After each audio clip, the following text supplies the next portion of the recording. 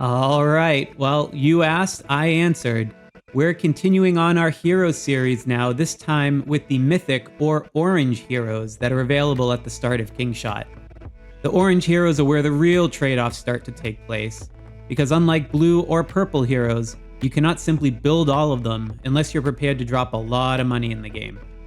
So therefore, it's extremely important to get these right, since you'll have very few resources to use, and they can have some of the biggest impact on your account of all the heroes you can build.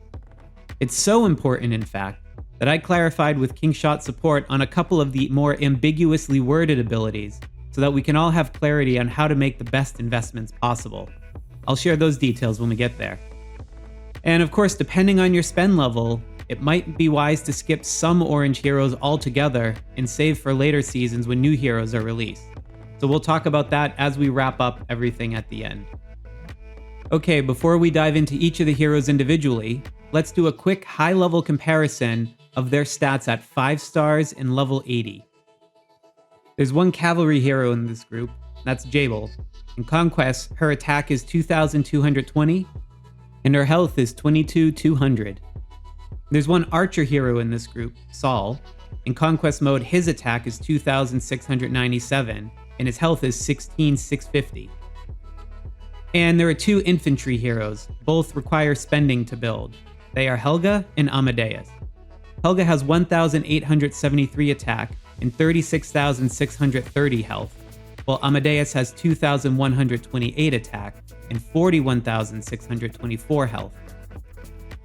All four heroes have the same 2220 base defense in Conquest mode, just like the purple and blue heroes at launch, but their attack and health are significantly higher than purple and blue heroes. When it comes to Expedition mode, Jabel, Saul, and Helga all provide 200.16% troop attack and troop defense bonuses. Amadeus provides 260.2% attack and defense bonuses. And one quick side note, it's kind of odd how Jabel's stats are all multiples of the same defense value shared by all heroes.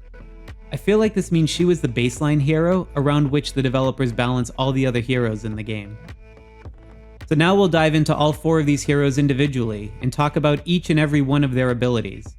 And then I'll share some thoughts and observations around what I believe their return on investment to be for building them. Okay, so let's start off with Jabel. She's the easiest hero to build because you can get her shards for free from intel missions, and she's the only orange hero that you can pull from hero recruitment at the start of the game. This means everyone will be able to eventually max out her star rating, even if they are free to play. We look at our conquest skills. We start out with Gallant Throw. This deals a large area of effect damage to the enemy battlefield and combines with a crowd control capability.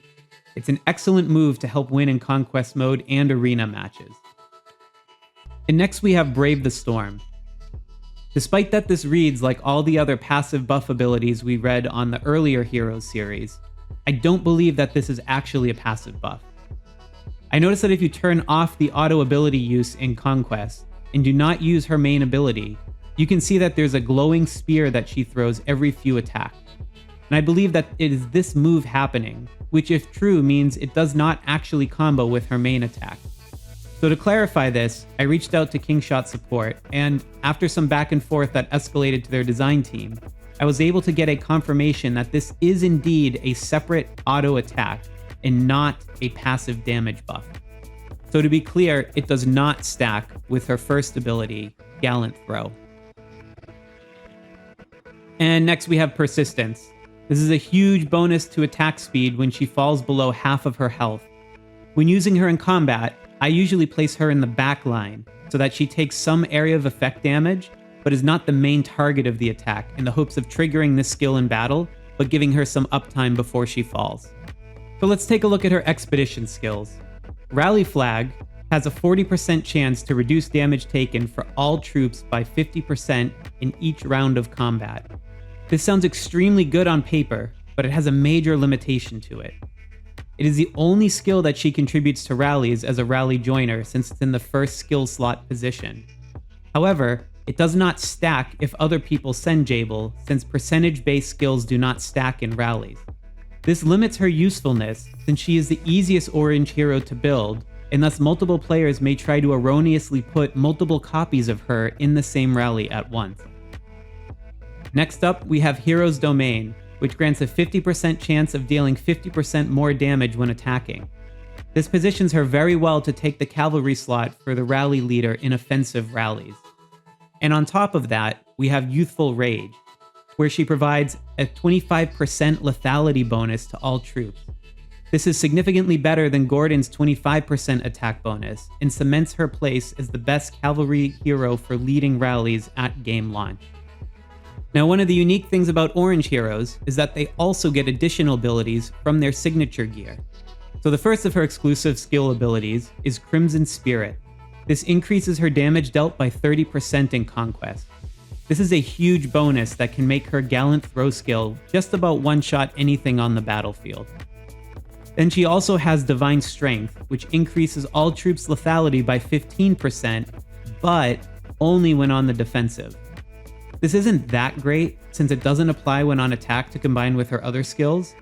If you are leading a defensive raid, then you might get some use out of this skill, but that's more of an edge case and it just doesn't apply to enough game situations to help accelerate your account's tempo. Certainly not for the amount of investment it would take to max this out. So for my overall thoughts on Jable, I mean look, let's be honest, we're all going to build her anyway because the shards are free. But even though she's easy enough to build that everyone will have her, she is still in fact the best in slot cavalry hero for most occasions at game launch. The one notable exception to this is using Gordon as a rally joiner on defense instead, because his health bonus is both better than Rally Flag and stats. However, even though Jable is still a pretty solid hero, be careful about over-investing in her exclusive equipment, since she could be vulnerable enough to bump out of her best in slot position by later generations. And next up is Saul. Saul is classified as a growth hero due to one amazing skill that he has, which we'll cover in a moment. He's definitely harder to build than Jable, but still possible as a free-to-play player. You cannot pull his shards from hero recruitment, at least not until potentially later generations of heroes are released if this game follows Whiteout survival progression in that respect. But for now, you can get him from Hall of Heroes or Hero Roulette events, or use the Mythic General Hero Shard items to grow him once you have unlocked him. This is, of course, in addition to shop purchases. So let's talk a little bit about Saul's conquest skills. And as we read through these, bear in mind that he has the highest base attack of all heroes at launch. So first is Rapid Fire, which deals a small area of effect attack that can stun enemies. This is very useful in Conquest and Arena in the early game, since it both deals damage and reduces incoming damage from enemy heroes. Next, we have Final Prayer. This increases his defense significantly when his health drops below 50%. While it can extend his uptime enough to sometimes make a difference in battle outcomes, you shouldn't be fooled into thinking that you can use him as a tank due to how low his health pool is comparative to other options. His next skill is Superior Techniques, and this increases his attack speed by 30%. It works identical to the purple archers that you can choose from at game start. And, just like them, it helps accelerate his damage output further. On the Expedition skill side, we start off with Task Force Training. This makes him a great choice for leading a defensive rally, since this is better than any other archer heroes who would compete for the same slot. However, if you're a rally joiner on defense, then you get a better return for stacking Gordon for his 25% health increase. So this limits Saul's usefulness as a rally joiner, unless there is the edge case of needing to defend multiple outposts at once and Gordon is already used elsewhere. Then in that case, this would edge out other defensive skills like Howard's or Quinn's as a rally joiner, assuming equal investment. But again, it's a pretty unlikely situation that would happen.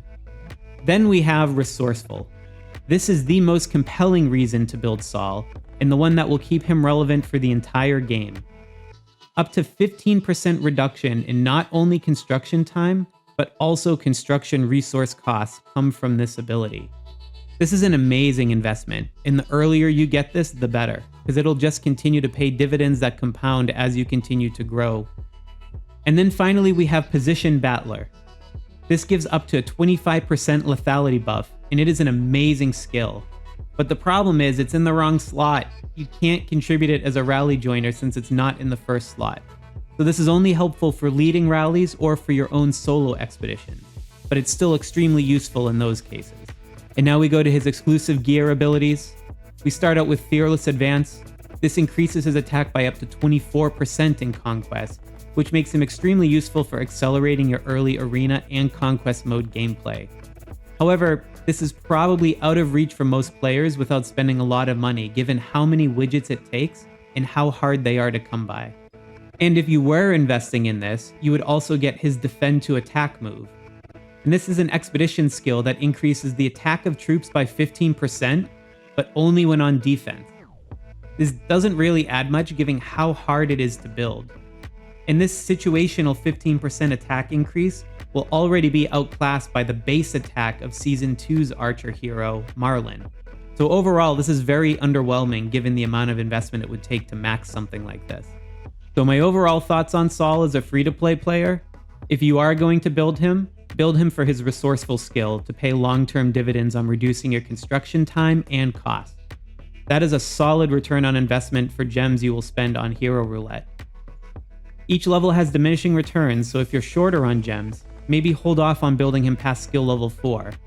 But eventually his hero shards should join the hero recruitment with Jabel way down the road in your game, so you can always then choose to max him out at that point in time. So don't waste your resources on building out his exclusive gear, even if you're planning to spend a decent amount. There are better orange heroes to spend on. The only exception is if you're a whale looking to take the number 1 spot in Arena and want the gear's lethality and health boost for leading rallies for the first 6 weeks, while the Season 1 orange heroes are still the best in slot. And next up is Helga. I think it's kind of funny that she's classified as an infantry hero when she's the only hero that actually rides a beast in her animation. Meanwhile, Jabel is a cavalry hero who does not have a mount. I know it's more about the troops that they lead, but I find it interesting from a character design standpoint. Anyway, Helga is the more accessible of the two pay-to-win heroes at game launch. You cannot get her shards through free-to-play means, but you can get a decent amount of shards for any purchase in the game, even starting with a 99-cent one. So this can give you a big boost certainly in the first few days of the game, but your other heroes will quickly surpass her unless you're spending a meaningful amount to build her star rating. While she will eventually get outclassed by the next generation of heroes, particularly the next season's infantry hero Zoe, who's way more free-to-play accessible, advancing Helga's star rating will permanently increase the attack and defense of all troops in your account, even if she's not included in the march. This comes from her Power of the Deer ability, which increases with each star rating. So even when her usefulness declines, she will remain a permanent buff to your account globally, and thus your spending will always retain some benefit for the duration of the game.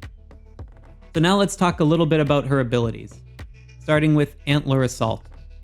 Antler Assault is an area of effect combined with a knockback and a stun, making it the best crowd control conquest move at the start of the game. Given her higher base attack than purple heroes, this also helps her make a meaningful contribution to dealing damage to enemies as well as being a decent tank. Given her higher base attack than purple heroes, this also helps her make a meaningful contribution to dealing damage to enemies as well as being a great tank. Next up we have Spear Charge, and this works similar to Jabel's Brave the Storm ability we just discussed. And I also confirmed how this skill works specifically with the Kingshot developers. It's not a passive damage buff, but rather a separate auto attack with a damage boost and its own cooldown. And then finally we have Fury, which is this sort of escalating attack buff that's triggered with a 10% chance of being attacked. I have mixed feelings on this one, leaning slightly negative. It normally wouldn't fit her role as a tanking infantry, but she does have a decently high base attack. However, it also has a very low chance of triggering, but at the same time she'll be taking lots of hits from the little escort troops which might allow it to stack, if she hasn't knocked them back and stunned them. So I keep going back and forth on this one a little bit, but overall it feels like it'll be pretty tough to have enough uptime and impact to meaningfully change the outcome of the battle. So given that it's a pay-to-win hero, this still feels a little underwhelming that it's on the fence. And on the expedition side of the equation, we have Oath of Guardian. This has a chance of reducing the damage taken for all troops. Not great as a rally joiner again, since chance-based skills don't stack. But if someone has Helga, they are more likely to be a rally leader than Joyner anyway, and she's better overall with her other skills than Howard for rally leading. But this skill is more situational than universally useful. Next up, we have Echoes of Valhalla. This gives a 25% attack boost to all troops. Again, it's okay, but even with this ability, her attack will be behind the base attack value of Zoe, the Season 2 infantry hero. And then we have Nature's Balance. This is a 25% lethality increase for all troops. This is her best ability by far, and it's a shame it's not in her first skill slot for rally joining. Either way, if you're planning on leading rallies with her, this is a useful skill to max out. And now we'll take a look at the exclusive skills from her equipment. We start with Valiant Fury, which is a 30% damage increase. Again, it's a bit of a mismatch for a typical infantry hero, but when combined with her other skills and higher base attack, it does begin to be formidable enough that it's basically like having a free extra purple damage dealer on the battlefield. And then we have Zeal as the Expedition ability. This increases rally troops' lethality. It's a great bonus for any rally leader given how important of a stat lethality is. It's also worth mentioning that her lethality and health bonus from a maxed out exclusive gear is 55.5% compared to Saul and Jabel at 50%. So in terms of overall thoughts, she's a great hero in a vacuum, even if her skills aren't perfect. She has just enough raw stats to be well-rounded and make it somehow work. However, I find it hard to justify significant investment in her to max her out, given how expensive that would be. And the reason for that is she just gets outclassed in every dimension by Amadeus, another pay-to-win infantry hero we'll talk about in a moment, as well as by Zoe, the most free-to-play friendly hero of Season 2, who is also an infantry. So Helga's reign as a standout hero will last either until Season 2 or until you build Amadeus. At the same time, if you're planning on investing the kind of money to max out Helga's stars and widgets, then you're probably also able to afford investing in Amadeus, who will provide better return on investment and long-term value, as we're about to see. So Helga sort of falls into this weird in-between place where she's too expensive for a low spender to max out, but also not the best option for a high spender. Look, if you're a whale looking to dominate early game arena for the first 40 days, then by all means go ahead. Just know that your advantages of building Helga will be short-lived, except for that Power of the Deer ability, which will give you a permanent buff to attack and defense. But these are typically not as impactful as health and lethality. And finally, we have Amadeus, the most pay-to-win hero in not only this game, but possibly most freemium games. You can't even buy him until you've unlocked VIP level 7 by buying other packs or waiting until you've accumulated enough free-to-play VIP points that he's well past the prime of his relevance. The only way you can possibly get him as a free-to-play player is to earn a top 10 spot in one of the first 3 Hall of Governor events on your server, where you will be competing against all the whales. So, as you can imagine, he's a phenomenal asset for those who have him, particularly in the early game. Similar to Helga, he has a permanent global buff, this time to all troops' health and lethality with his Born Leader ability. This should be conclusive proof that the developers think health and lethality are more valuable than attack and defense. Okay, let's check out his skills. Look, I know I gave a lot of hate to damage dealing abilities on infantry heroes in my other hero review videos, since it confuses the tank role. However, Amadeus basically excels at every role. His base attack is higher than almost every other purple and blue heroes, falling only about 30 points behind Diana and Quinn. So yes, he's an infantry with massive enough health to be called a tank, but he's also a melee DPS, and all 3 of his conquest skills steer into that quite a bit. So we start out with Combo Slash. It's a multi-hit, high damage bonus area of effect attack, and it hurts. Then we have Arcane Swordship, which turns all of his regular attacks into additional little mini area of effect attacks, albeit with a lower damage multiple. And finally Onslaught, which is a passive attack buff when his health remains high.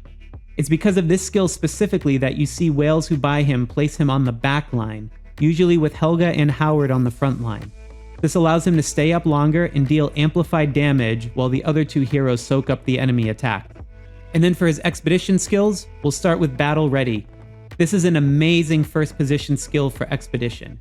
It's identical to Chenko's and ensures that Amadeus will be relevant for the longevity of the game, since even if his stats get outclassed by other heroes months or years down the road, he'll always be a solid choice as a rally joiner to stack lethality bonuses. The next skill is Way of the Blade, which is a 25% increase to all troops' attack. It's great if you're leading rallies for your alliance, which you probably are if you can afford Amadeus, and it's a nice complement to the lethality buff in the first skill, given the limited visibility we are given into how the damage formula actually works. So now you're sort of hedging your bets between lethality and attack bonuses. And then lastly, we have Unrighteous Strike, which is another percentage-based damage increase skill. He's already best in slot for leading attack rallies, or any rallies really, so might as well load on this one too. So next I'd like to talk about his exclusive skills from equipment. But since I haven't actually unlocked Amadeus, I can't see his exclusive gear. So I'm going to have to borrow an in-game screenshot from a member of my alliance. I know, but look, you're all going to have to do a heck of a lot of liking and subscribing if you want me to be able to actually afford a copy of this guy. His exclusive gear gives 62.5% increase to health and lethality, which is greater than any hero until Season 3 rolls around. One thing you might notice here is that his exclusive gear gives 62.5% increase to health and lethality, which is actually greater than any other hero until Season 3 rolls around. The first ability, Double Parry, reduces the damage taken by up to 30% in Conquest mode. This not only increases his uptime in battle, but also his damage given the Onslaught ability that's active when he has over 50% health. So this actually improves both his defense and offense when you consider the full picture. And for the Expedition skill, we have Discernment. This gives up to a 15% increase to rally attack. I'm kind of surprised the developers chose to put another attack bonus here instead of another lethality bonus, given how much it would cost to build a maxed out Amadeus. But either way, at this point, it's just gratuitous. So my overall thoughts on him? Well, this one's pretty straightforward. Either you're planning to whale out and buy him, or you're not. If you do, he'll have an immense impact on your early game, which will drastically increase your tempo and have compounding effects on your progression. And even as he begins to get outclassed a bit by heroes down the road, which, by the way, won't happen until at least Season 3 over 100 days into your game, he'll still have some tools that will provide solid longevity to your game for years to come. So in conclusion, these are by far the best 4 heroes you can have at the start of the game. No exception. However, the prioritization logic of where to invest changes a bit depending on what level of spend you're planning to have. So let's put Jabel aside for a moment, since everyone will build her due to the constant stream of free shards from Intel missions. She's great in all game modes, and you should feel comfortable investing your skill books to build her abilities and not look back, especially if you are a free-to-play player. You won't find another free-to-play buildable cavalry hero until Petra joins the Hero Roulette in Season 3 after 100 days of gameplay. If you're strictly free-to-play, then your only other option is building Saul. I would definitely recommend building him for his resourceful ability to lower construction time and cost. It's a no-regrets move to use the shards you can get from Hero Roulette and Hall of Heroes to get him to at least 3 stars, so you can get his skill to 4 stars. Beyond that will be a little bit tougher for the diminishing returns of only an additional 3% gain, but it can still be worth it if you manage your gems well. In either case, I would not use the Mythic General Hero Shards to upgrade him or Jabel, since you will have far better options once Generation 2 rolls around about 6 weeks into your game. If you're a mid-level spender, then definitely do everything I just advised the free-to-play players to do, and definitely leverage the top-up purchase bonus to get Saul 4 stars so you can make Resourceful a 5-star skill. If you want to invest in him further for arena and short-term advantages for expedition mode, then go ahead, but just be advised that a much better archer hero, Marlin, is coming when Season 2 heroes land. You could also consider some investment in Helga, since you can get her to a few stars for under $100 with the VIP packs, but I would not recommend maxing her out. If you're planning on spending that kind of money, I think you would have better success with an equivalent investment in Amadeus, unless you really want them both for arena. And if you're a high spender, then there's not really a trade-off to make here, since you'll go for all of them anyway to dominate the game over the next 40 plus days. However, you should still think of any investment in Helga through the eyes of the opportunity cost of incrementally investing in Amadeus. So prioritize him over her, all else being equal. I hope this discussion was helpful to you, especially with getting clarity on the abilities from the Kingshot devs. Again, these are just my recommendations, so feel free to share a counterpoint in the comments. Also be sure to check out the full playlist for in-depth reviews on other heroes, since you aren't investing in these four in a vacuum. Thanks again for your time and attention, and happy gaming out there.